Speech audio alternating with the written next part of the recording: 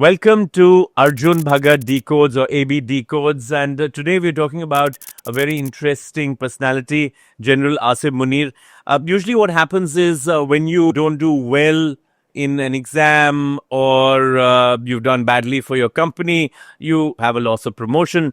But as far as General Asif Munir is concerned, he's no longer a general, he's now Field Marshal. And he has a great track record if you really look at it from a military perspective. He's made Baluchistan, which is Pakistan's largest province, occupied Baluchistan, let me say it that way. 44% of the landmass of Pakistan is actually Baluchistan, which of course the Pakistanis had usurped, even though at the time independence they had been assured of independence. But that's a different story. So Field Marshal Asif Munir, after his debacle as far as India is concerned, after the Pehlgam massacre, which it's now clear he propagated and he encouraged and he facilitated along with the intelligence agencies of Pakistan, has got a promotion to Field Marshal. So we are going to be talking about Asim Munir, and we're going to talk from the perspective of a speech that he gave around the second week of April 2025. Now, he was giving the speech to the non-resident Pakistanis, and that in itself is a story. He's no great orator, but of course, he must be a good general. He's worked in all the branches of the military and in intelligence. And he has an interesting story. But for that, we have Mihir Srivastava with us. In the last podcast with Mihir, we really got a great response. So we thought, let's make these dialogues more regular. Mihir is editor-in-chief of Vyakti. He's been an investigative reporter for the likes of India Today and other magazines. And he's also an author. And he loves writing about personalities. So who better to kind of deconstruct General or Field Marshal Asif Munir than Mihir. Mihir, thanks for joining me. And today what we're going to do is we're going to take this Munir speech to this group of non-resident Pakistanis, in which he's trying to shore them up and beat the drum and talk about how great Pakistan is and its raison d'etre in terms of why it existed. Now, tell us a little bit about Asim Munir. Tell us about his background so that, our audience can get a sense of who this man is. So, he's a ordinary Punjabi guy who got into the army and then rose right. Yeah, I'm a ordinary Punjabi guy also. But you didn't join army. Not the Pakistani army, yes. Yeah. Or any army. Yeah. But I'm a supporter of the Indian army. Yeah, of course. I'm a huge supporter of Indian army because it's a professional outfit, and also Pakistani, to give them due credit. No. I'm not going to give them any credit for being a professional. No, I beg to disagree. They are part and parcel of the terrorism that they promote. No, but the interesting aspect which has also come across is that he's the only exception where... So he's not a terrorist? No, of course, he is inflicting terror, and so far, army and jihadi groups worked in tandem, but they were two separate entities. For the first time, thanks to Field Marshal Munir, the two are coming together, which is a very serious business, because he talks like that. He talks Quran, he talks all these AI things, that is the reference point. And when he makes these speeches, and he's very unique also, he's the only general to have worked both as the head of military intelligence in ISI. He's the only general who has been a corps commander along the Siachen, and he has been the only general. He was the ISI chief when Americans exited Afghanistan, and he sort of gave this whole thing a semblance of respectability, which of course... I don't know what respectability... there wasn't any, but it's just optics, and he's good at optics. So I want to take one step back as far as what you called that he's the one who's brought the... I think this is the first time it is known that the Pakistani intelligence, the Pakistani army supports terrorism. I don't think there is any ambiguity about it. But that cloak has been shed.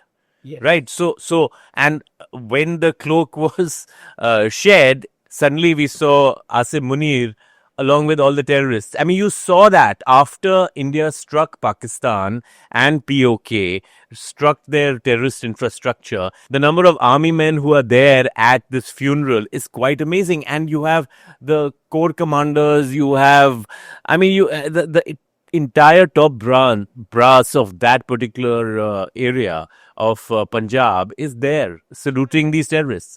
I mean, there's no, I don't think there's there any. was never an ambiguity. I Right. mean, he was the one, ISI chief in this Afghanistan thing, like I said, happened. And while they claim to be part of this war against terror, which was led by the US, they were hand in glove with Taliban all this while. Right. You're absolutely So right. this, if ever they wore a cloak, it was a transparent cloak, and everybody knew about it. It's just that they were, playing double game, and people are tired of this whole element of deniability, which has become so fundamental. If there's something great, he becomes a field marshal. If something bad, civilian government gets changed, because there's always an So quickly, he was actually fired by Imran Khan, who was the prime minister. He was fired as the ISI chief by I him think- within 8 months of his appointment. Right.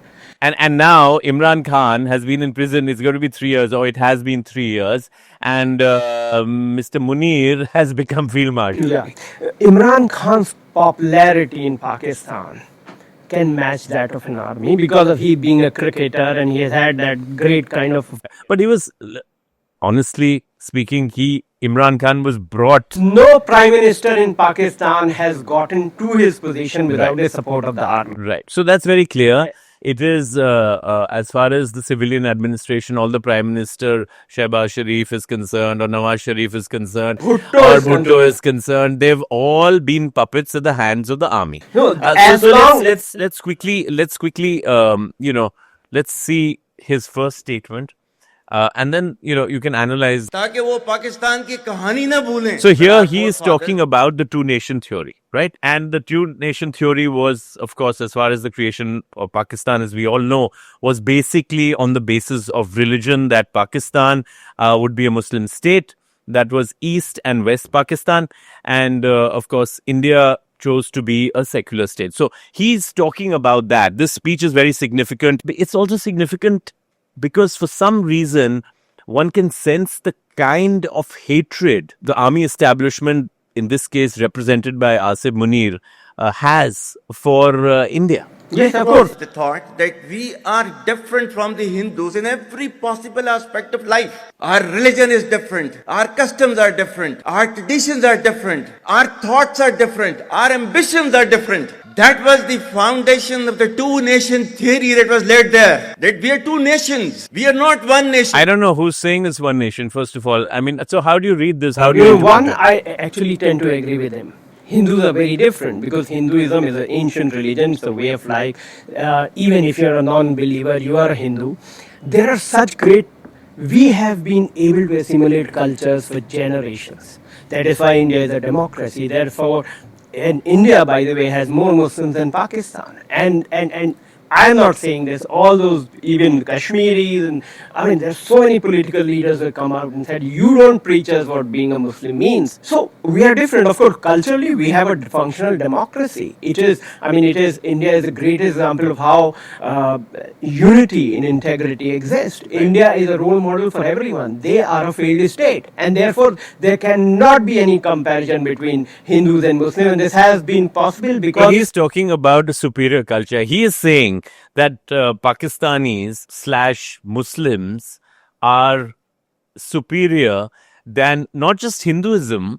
I think he is talking about every other religion, because if you look at it, he also talks about later on in this. He talks about Israel, how Pakistan is supporting the Palestinian cause, the Hamas. So there is a clear distinction.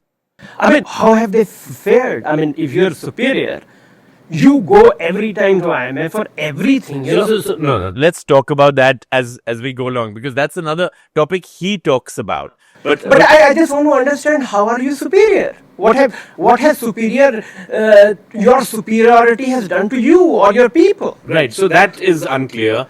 It is very clear, he's sir. trying to excite this audience. Because of asserting Muslim identity and building this negative narrative of hate is why Pakistan suffers. So this is exactly it. I think I mean, it's so sad. You've identified the right word. He is spitting venom and hate.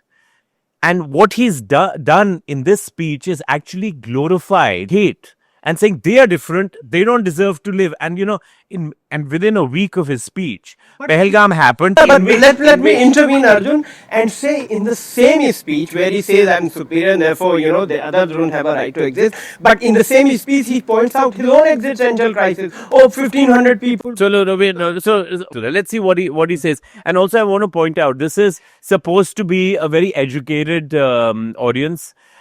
He's spitting venom and they are clapping away. And these are the non-resident Pakistanis. Obviously, they had some sort of a seminar or they had a meeting like we have in India. So let's see. Because of that, our forefathers, they struggled, mounted that incessant struggle to create country. Our forefathers, they have sacrificed immensely. And we have sacrificed a lot for the creation of this country. And we know how to defend it.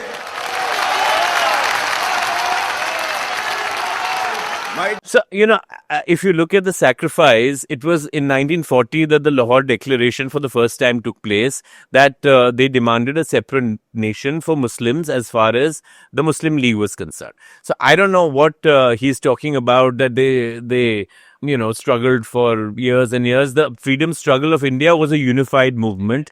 There was no distinction. It started, in the 1900s and even before that. I just quickly want to point out one unique distinction. People who created Pakistan didn't follow Islam. People who followed Islam came with India, like Maulana Azad.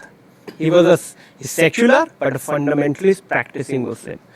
Jinnah didn't practice Muslim. I don't want to list, he ate pork, he drank wine, he was embodied with this very English culture, he didn't even probably know the language, but he created Pakistan. And part of his family was is in India. Right? And they flourished. That is the greatness of this nation. No, because we are a secular country, right? For us, we are not prosecuting our minorities. If you look at the track record of Pakistan right now, there are barely any minorities left. Yes, and even Muslims. Ahmadiyas became illegal for them to practice their faith under General Zia. He actually legislated that, and the punishment is death. Yes, I'm not even talking about minorities. What about the Muslims? Muslims who went from India to Pakistan, how are they treated? Right. They are treated very shabbily. There's a movement going on. Their leaders are based in London. They are very, very disillusioned about right. No, you're right about that. I mean, as far as the army is concerned, it is completely led by the Punjabis, and they pretty much rule the roost. And they also occupy most of the economic space. Yes, absolutely. And the rest of the country is in abject poverty, and therefore there is so much of a resistance movement. And that's why, I don't want to talk about Balochistan. Yeah, really. So, of course, all this, My dear brothers and sisters and sons and daughters, please don't forget the story of Pakistan. And don't forget to narrate the story of Pakistan to your... So, here he is, of course, appealing to this audience of non-resident Pakistanis, which is fine. But the way he's doing it, I mean, it's as if he's the leader of the country. The Prime Minister is sitting in the audience and he's looking quite disillusioned. Let's show you a grab of that. But he's no orator. I mean, we've seen better orators than him, even military, even Zia was better. But at the end of the day, he is trying to occupy that space. And of course, that time he was general, now he's Field Marshal. And of course, Shehbaz Sharif has said, I made him. But of course, that we know who made who. He made himself as Field Marshal after the debacle with India, after they got really smashed. Next generation. So let's... I mean, I'll just say one sentence. Countries have army. This country, army has Pakistan. It's the other way. It is a country for army. They occupy economic space, they occupy political space, they are into civil work, they construct dams, they look after everything. They are the finance minister, they are the defense minister. When the IMF negotiations were taking no government representative, it was the general talking. And general talking not to the IMF, but to the US government, the Secretary of State, and saying, get us this. get a green signal for IMF, and we'll sort things out. Yeah. I mean, और बलूचिस्तान जो है so let's hear about Baluchistan. Now, as far as Baluchistan is concerned, let him talk about it, and then let me just give a little bit of a brief for the benefit of our audience. और बलूचिस्तान जो है जो कि पाकिस्तान की destiny है, ठीक है, जो कि पाकिस्तान के माथे का झूमर है। तुम 1500 बंदे कहोगे कि जी हम इसको ले जाएंगे, तुम्हारी अगली 10 नस्लें भी नहीं लेके जा सकती। Inshallah, you will see that we will beat the hell of these terrorists very soon.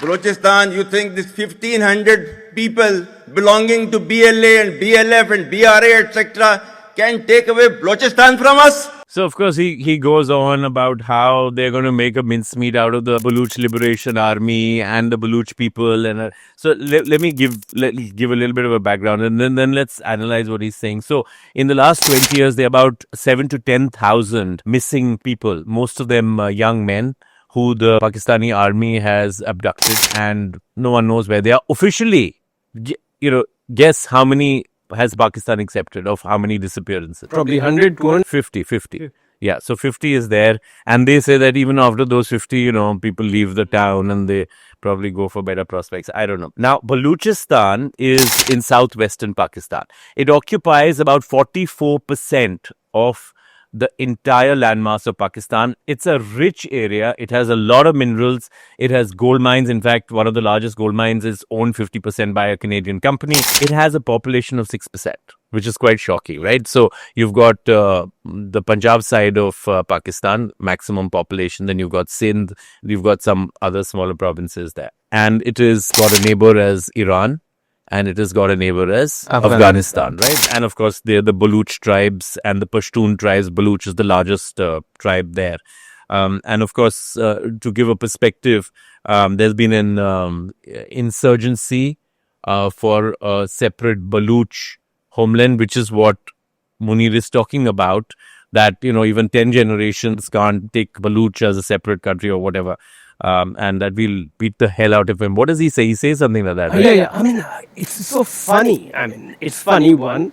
10 generation, or this generation might take it. Second important point is that you are asserting identity of a nation as mighty as yours and feeling threatened by 1,500 people. So that you have to reassert 10 times. Oh, they can't take it away. Who is taking away? Why are you so insecure about those 1,500 men? Because you have never been in control, because of this, the army-run state or the police state or intelligence-driven police state has done little for the region. And therefore, there is a popular resentment against the army. And now that resentment has spread across the nation. And of course, now this whole warmongering has helped him sort of create some sort of a cohesion. Army was very popular ever since Imran Khan came into being. An army... He has changed the narrative. Right. He has changed the narrative, and that is what he is. It is an existential battle for him, not for Baluchistan. Right. So, the other part that I want to take you to is the speech that he gives. The speech that he's giving, and he starts talking about Kashmir. So he's pumped up this audience as far as Pakistan is concerned and how it's doing really well, and Baluchistan, that this is a small problem and we'll get over it, we'll crush those people. Incidentally, the Baluch struggle began right from the time of independence, right? And the Pakistani army at that point of time killed their king, who was Nawab Nauruz Khan. And that little 1,500 armed militant terrorist group that he's referring to has killed over 200 Pakistani army men this year alone. So, here one is not, as far as I'm concerned, I'm not supporting terrorism, and one should never do that. But at the same time, it is not a solution that has such an easy outcome, right? It's been going on since the 1950s. But let's see what he has to say here about Kashmir. Now, this directly relates to India.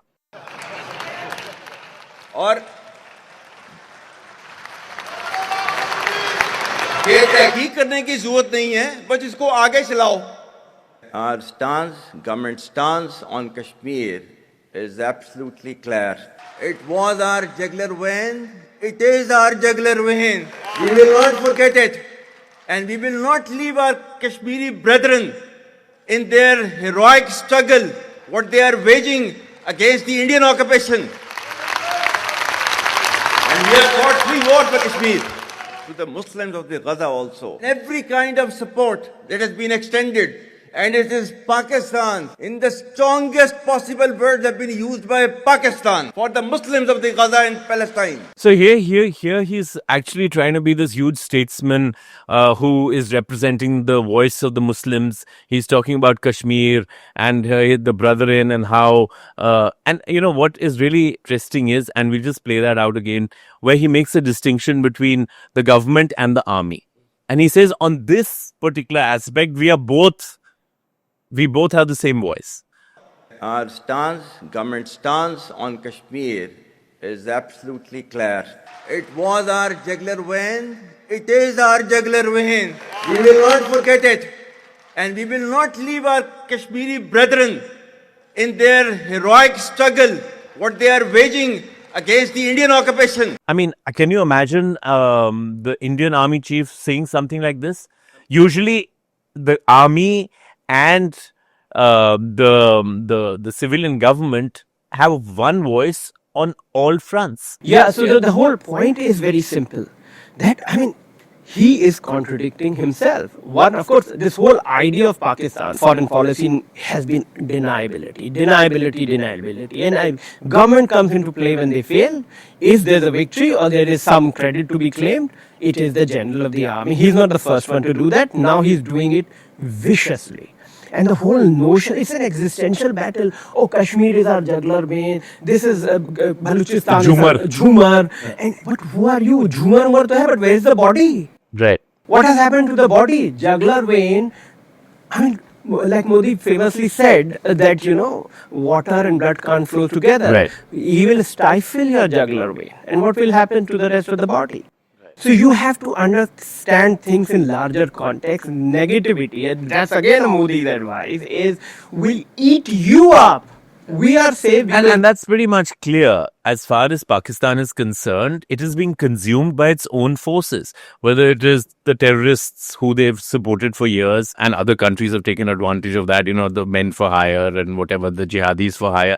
And then just look at the economy and look at the state of the people. I actually feel bad for the people of Pakistan. After all, you know, at the end of the day, every nation should have a right to exist, and India never questions the right of Pakistan to exist. I think we made it very clear that look, we are two different nations and we are neighbors and we have a right to exist. We should be left to our device and we need to be peaceful neighbors. But of course, Pakistan has been, you know, provoking India for years now. Time and again. Yeah. And one very important last point that I want to make clear is that this region is volatile, not because of potential India-Pakistan conflict. This region has become volatile more than ever before simply because army is getting into these jihad issues. Army is not getting in, Mihir. They've been in it. At least there was an They are the ones entity. Yeah, they were I mean, it's supporting. been established. Now the general speaks their language. Right. Which is a very, very serious, and they have nuclear stock. But you know, stuff. it's like, you know, The world has to look at Pakistan in the sense that given this new development, will they be able to, I mean, they pose threat not just to India, but to China's economic interest and to the rest of the world. yeah. So, you know, you're right about this. I think it's consuming this huge fire within Pakistan and it's consuming itself. And I don't think it's a good thing for anyone, for India or for the world at large. And we've seen when Pakistan goes rogue and it keeps going rogue every 1 or 2 years or 3 years, what happens? You have Osama bin Laden, who was sitting right next to their military academy in Abbottabad. You know, I mean, there's a new documentary, brilliant documentary on Netflix by the person who actually killed Osama bin Laden. He says that if or one of the people there, military commanders of the US, says that if they sat with the binoculars from the academy, they could have probably seen them walking up and down. You saying them rogue? I mean, nuclear proliferation, nuclear black market was carried out from Pakistan. Abdul Qadir Khan, he was house arrested in Pakistan. He acknowledged. That was again a rule because Using- they but- needed to but show the what world he that they were taking. in the element of deniability again, and he said, "Oh, we have nothing to do with him." But he was house arrested and whatever, and then given a great civilian honor, and he's considered hero. He's North Korea, Libya, name it. How can the Muslim bomb he used to call it. So let's look at. Let's talk. Now he talks about how Pakistan is actually on the rise. Let's. Question of when will Pakistan rise? It is no more a question. Pakistan has already started rising. I mean, I'm like flabbergasted at if you want to fool yourself and others and you feel that everybody agrees with, I don't know what he's actually saying. He's saying Pakistan is rising. Let's see what. The question is, how fast and how quickly can you rise? Okay, so I will give you the answer to that. Pakistan is rising at about 2.4% every year. India is rising at about 6.5 to 7% in terms of the growth rate of the country. They've gone like 30 times to the IMF for money. Now they are on an extended loan support program of the International Monetary Fund for $6 or $7 billion, which is peanuts. I was seeing the other day our fluctuation of how much foreign reserves go up and down on a monthly or is about between $1 and $5 billion or $6 billion. We're sitting at about maybe $670 billion. Pakistan is sitting at about $13 to $14 billion.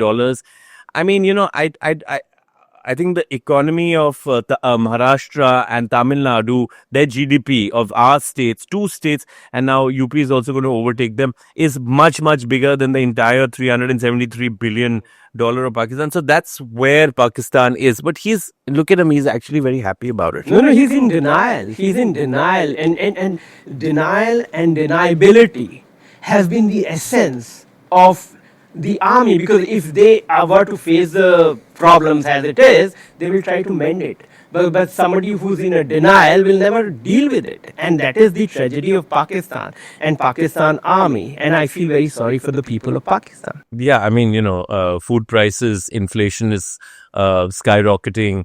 A lot of provisions that would go in from India have now again stopped, onions and all these things and so many other things that would be round-tripped from Dubai and other places. And the interesting thing is not just the army controls most land in Pakistan, not just the army, but the army personnel, generals. Yeah, it's the foundation, right? So once they retire, they pretty much run from petrol stations to housing complexes. They're the largest, actually, also ports, and they've now taken nearly. And correct me if I'm wrong, but about 1 lakh hectares of land in Punjab and Sindh, and they say we will do agricultural farming. So it's been taken away from poor farmers, and Pakistan is in a very, very bad state. I wish all this hyperbole actually went into the energy of building Pakistan economically, socially, politically. Be a Pakistan, be a Muslim state. Who's stopping you from that? Be a proud Muslim state for all I care. But, to bring the entire globe in the orbit of terrorism, promote ill will, how long is it sustainable for your own people? Yeah, not at all. And therefore, I agree with him that Pakistan is different from India because it is seeped in negativity. Right. Negativity is what runs this country, and therefore, again, I feel very sorry for Pakistan. Yeah, right now, as far as Pakistan is concerned, what's really rising is recruitment to terrorism. I believe that after India struck them, they've gone on a overdrive to get recruits to try and destabilize India. And for India, as far as Pakistan is concerned, it's going to remain a challenge. The Prime Minister, the armed forces have now made it very clear that we are not the India of 2008 when Mumbai was attacked, where 200 of our innocent people were pretty much slaughtered. We are not that country anymore. you carry out an act of terrorism, we will strike you. And we will not only strike you in Pak occupied Kashmir, we will strike you in your cities in Pakistan itself. I think that's abundantly clear. And on that very interesting note, thank you, Mihir, for joining me. It's been a great conversation. But we'll come up with some other very interesting topics to talk on, and give us your suggestions and your inputs, and of course, if we've got any data incorrect, do write in, do correct, because of course this is a conversation, and sometimes conversations don't have the most accurate data. Pakistan, maybe at least we are not in denial. At least we are not in denial. we're not in denial at all. But thanks for watching AB Decodes, and do subscribe and do spread the word as far as our channel is concerned. Goodbye.